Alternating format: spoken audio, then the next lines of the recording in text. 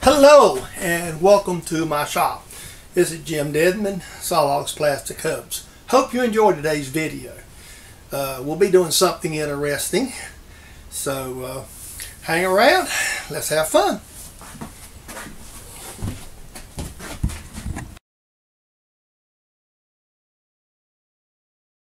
Okay, I'm going to do it. It's not that I really am enamored with my fly cutter. Is I got to admit sometimes I'm just a bit lazy. So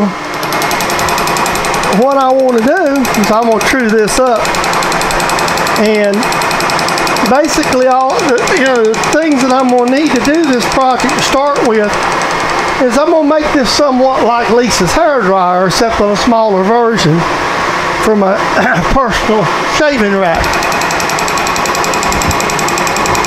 And so instead of dragging out a milling cutter and changing about 4 cutters, I'm going to square this stock up with the fly cutter, because I'm going to use the fly cutter, after we hit a little bit again, true the whole stupid, the whole thing off. So basically right now all I'm doing is just getting it trued up good and squared up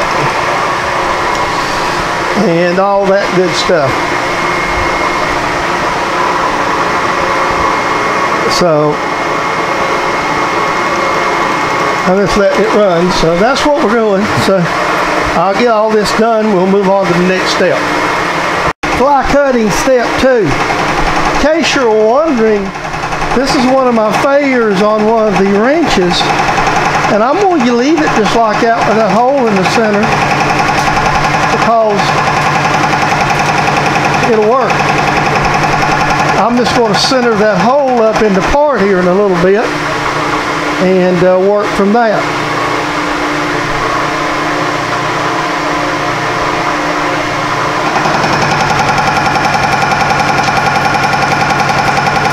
And I tell you what, one of the handiest tools I ever made was this fly cutter. And I really use it a lot, and I really like it.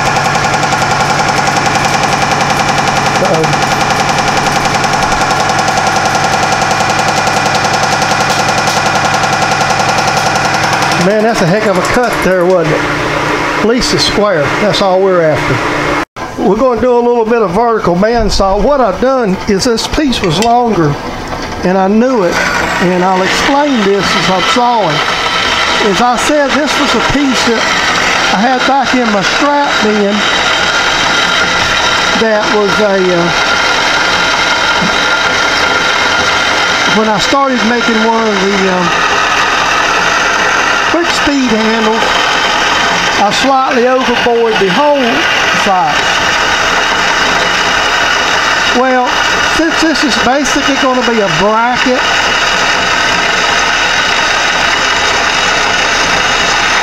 in my bathroom, it's just going to have a decorative circle in it. So this is some of the reasons I wanted this saw. It's in a corner, I can move it. And when I need it, like on a quick job like this, I just reach up to the wall, plug it up, start it right up.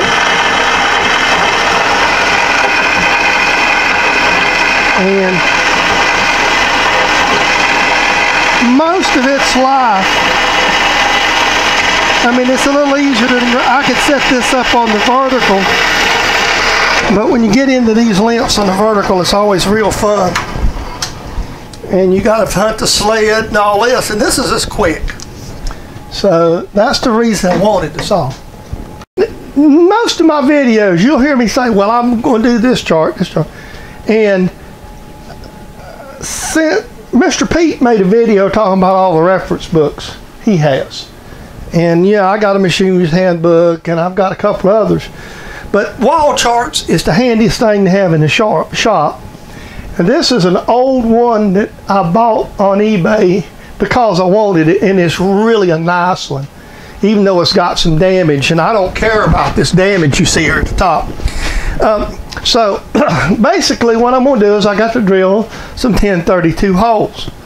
So I'm going to position you back up and zero in on what I need. But this is, and I got my saw slid over because normally I just look behind the saw. Okay, here we go. I'm just going to drill these straight up without a center drill like I did the other day.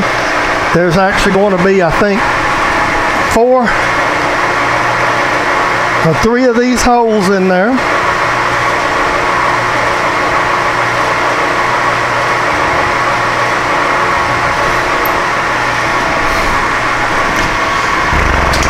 Obviously, I'm going to stop and I'm going to tap it. I'll just kind of cut it off and load the tap. Okay, this is the, and they're going to be, and then once I do this, this is another one of them, as you heard the old saying, rinse and repeat. We're going to do it 3 times.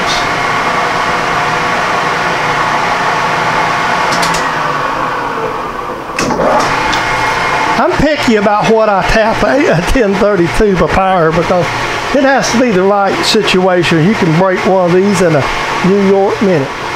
I'm not going to turn it over. I'm just going to go ahead. I'm going to drill it and then flip it. The main reason is because that little recess is in the middle, and I may have to do a little something different down on it when I hit it, because I know I'm going to hit it.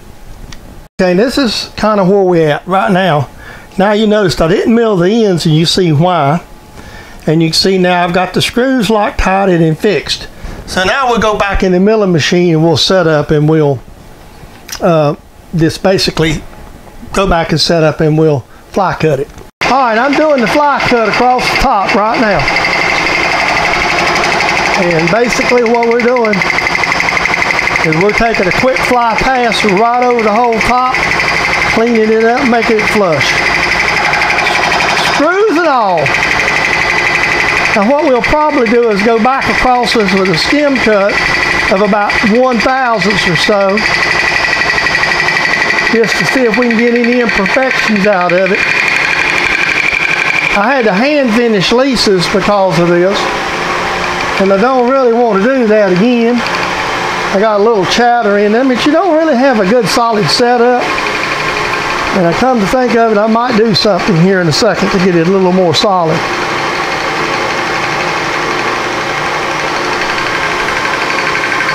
Because I do see some chatter, and that may be part of the problem. So I'm gonna do something else before I go back across it.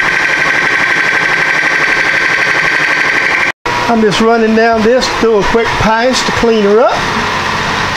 And this is why I decided to do it the way I did, so that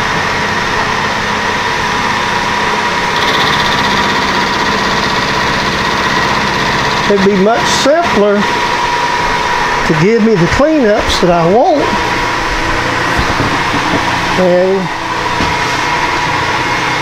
And all. And to make this, you know, everything be consistent, just put it together and mill it in one piece.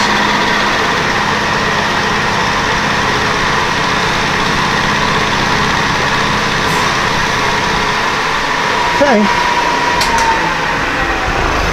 Okay, we're going to take this angular cutter and we're going to go slow and careful. Now, I've got a sacrificial piece of aluminum up here for it to set on. And this is going to give us the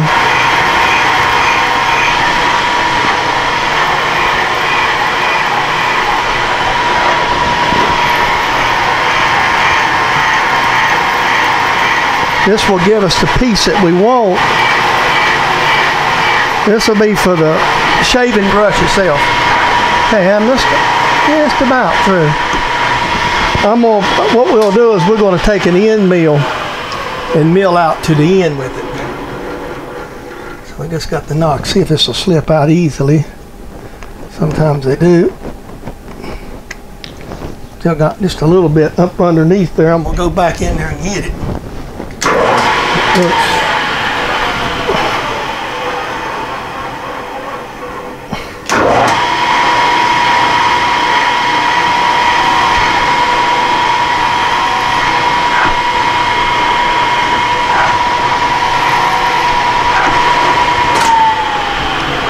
I believe that's true.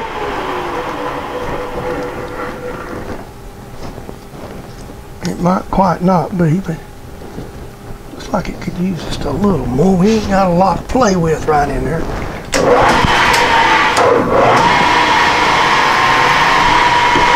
I'll make sure I break completely through.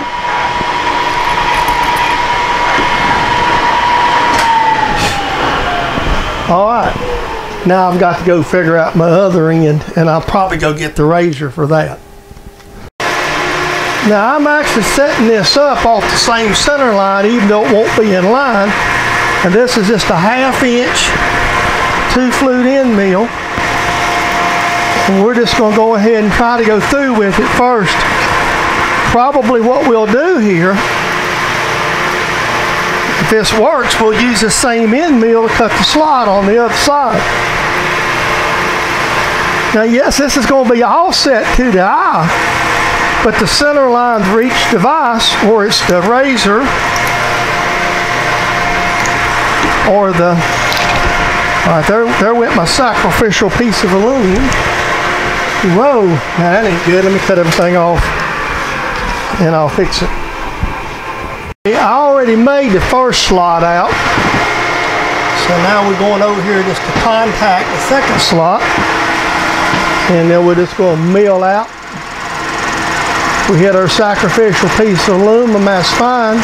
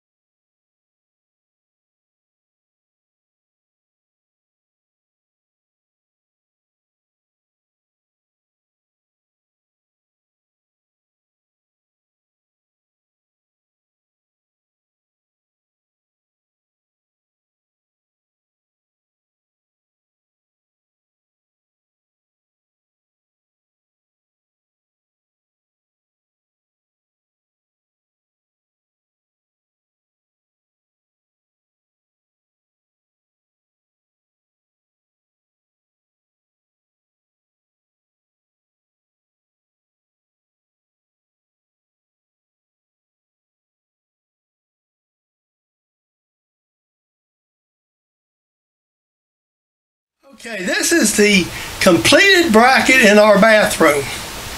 So that's going to be good. Now that doesn't take up counter space on this cabinet, and it looks really neat. So that's what I wanted. So there we go. I hope you enjoyed the video. So let's put a disclaimer out of the way. This video is my idea how to do things. It's not the only way. So I hope you enjoyed it today. The other thing, comments are always welcome. Please take the time, if you feel so inclined, to make a comment on my videos. Also, I appreciate all my subscribers, the new ones and the new ones. And finally, the other disclaimer. This is a copyrighted production of James Dedman, Saw Logs Plastic Hubs, for your enjoyment on YouTube. Thank you. Have a great day, and we will see you in the next video.